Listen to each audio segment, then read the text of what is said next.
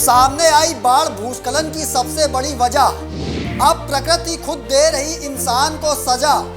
कुदरत ने बदला लेना कर दिया शुरू। अब इंसान को ही बदलना पड़ेगा प्रकृति का स्वरूप। 4 लेन निर्माण भी बना बड़ा कारण। पेड़ों की कटाई से वातावरण हुआ असाधारण। पुष्पा स्टाइल में बड़े बड़े पेड़ और भारी भरकम लकड़ियां नदियों में तैर रहे हैं। दुर्भाग्य से हमने प्रकृति के साथ छेड़छाड़ की है और अब कुदरत इंसान से अपना बदला लेना शुरू कर चुकी है। नमस्कार दोस्तों, आप देख रहे हैं समाचार फर्स्ट टू द पॉइंट और मैं हूं आपके साथ बालकृष्ण। हिमाचल प्रदेश में भीषण तबाही का कारण क्या है और कुदरत ने इतना भयावह रूप लेना क्यों शुरू कर दिया है, इसका बड़ा कारण सामने आ चुका है। अब आगे आने वाले दिनों में कुदरत और कितना विकराल रूप लेगी, इसका अंदाजा भी नहीं लगाया जा सकता।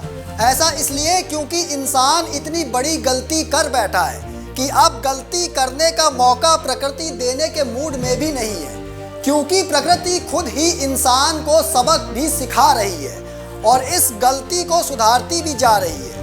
अब इसे प्रकृति का बदला कहें या फिर प्रकृति की तरफ से सुधार, ये तो सामने आ रही डरावनी तस्वीरों से ही आप खुद अंदाजा लगा सकते हैं।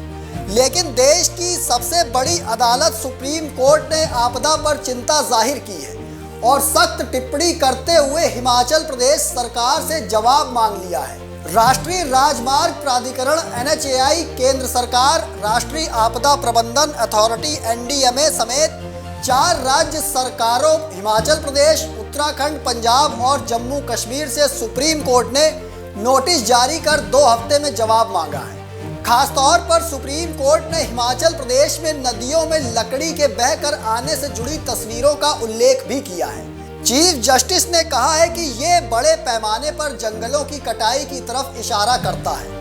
चीफ जस्टिस भूषण रामकृष्ण गवई और जस्टिस के विनोद चंद्रन की बेंच ने जंगलों की कटाई का मसला उठाया और कहा कि हमने उत्तराखंड, हिमाचल प्रदेश और पंजाब में अभूतपूर्व भूस्खलन और बाढ़ देखी है।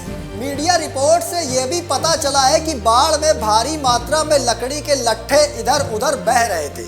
ऐसा लगता है कि पहाड़ियों पर पेड़ों की अवैध कटाई हो रही है। चीफ जस्टिस ने साफ तौर पर कहा कि विकास और पर्यावरण के बीच संतुलन बेहद जरूरी है।